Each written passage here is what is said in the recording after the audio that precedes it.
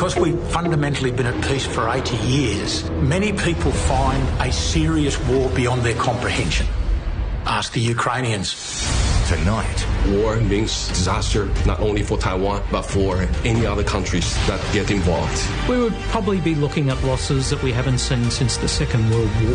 Peter Stefanovic takes you to the heart of one of the most contested regions on Earth. This is the front line between democracy and dictatorship. With extraordinary inside access. The United States will go to war in order to protect Taiwan. Would we then potentially get attacked? Australia could be the next target. What would war look like in this region? I think it'd be far worse than anything in the 20th century. We must prepare for the worst case. Would it be World War III? I think it would be.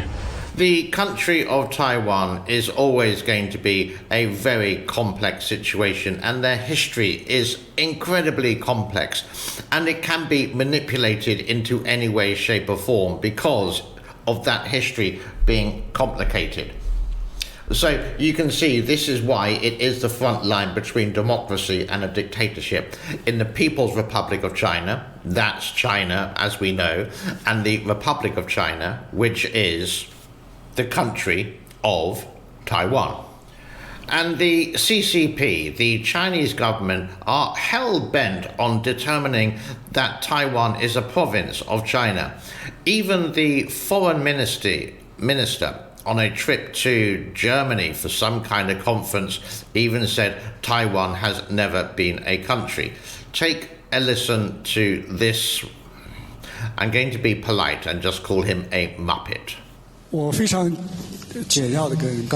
will briefly assure the audience that Taiwan is part of Chinese territory. It has never been a country. What? Do you know anything about Taiwan? It has thousands of years of history. Even if you think China owns Taiwan, it still has been before an independent country. Go and have a look at this. Oh, Lord. Get a life. And he continues to ramble on for a minute or so. He doesn't really look like a minister of foreign affairs, so to speak. If you want to skip, please do so. This next section lasts for about a minute. And it will not be a country in the future. This is the status quo of the Taiwan question. It is not China who wants to change the status quo, but Taiwan separatist forces on the island. Taiwan independence forces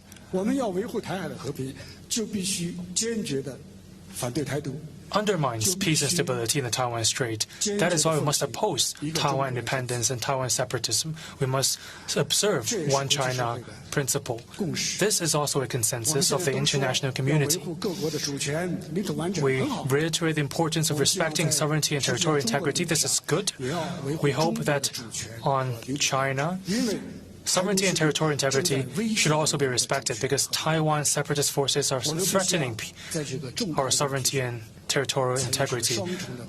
We don't hope to see double standards on this issue of major significance. That is my answer. Thank you.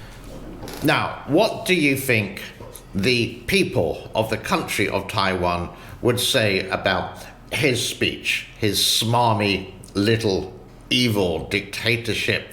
I want to lick someone's Xi Jinping, that would be. Well, I found a video clip when pictures can say more than a million words. This is the pepperoni sausage, just one bite this.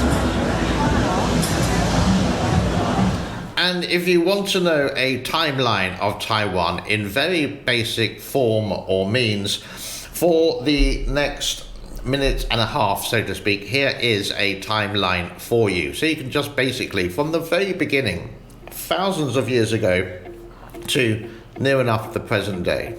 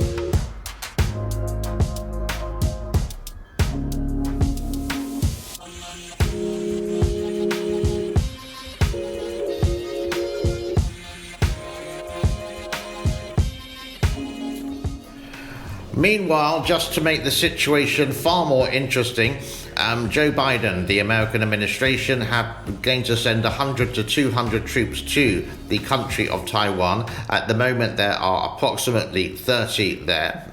I don't know the reason why, but it is a tiny increase. And of course, this is going to upset China quite a lot. But they're doing this with the permission from the government of the country of Taiwan, not just to do it off their own back. There are so many reasons why. We're not going to go into that today, but here's a small report from, I've forgotten now, from Meet the Press Now. Happy Thursday. Welcome to Meet the Press Now. I am Chuck Todd reporting in Washington, where the Biden administration is facing a potentially dangerous escalation in tensions with Beijing. Early this morning, the Wall Street Journal reported that the United States is planning to deploy an additional 100 to 200 troops to Taiwan. It's a sharp increase from the roughly 30 troops on the island just a year ago. So, what do you think? What is your opinion of the whole very complicated, manipulative situation? A situation that can be manipulated on both sides. That makes it incredibly complex. For me, I'm a very basic person. I just not into government in any way, shape or form, but I do feel for the people. You and I, the person stuck right in the middle who sometimes doesn't have any say. The people who are stuck in the Ukraine because of Vladimir Putin's invasion just because of one certain reason, and no way is he going to back down. The people of Taiwan, they were born in the country of Taiwan, and now they have this big country on the left-hand side of them saying, no, it's not yours, it's ours. I think these people should go and speak to the people, not the politicians. Let the people speak. Is this the beginning of WW3? Well, who knows? But we all hope and we all pray for peace one way or the other. And we should always think of the people who are stuck in the middle, in between a rock and a hard place, so to speak. Thank you for your time. Have an awesome day wherever you are. Bye-bye.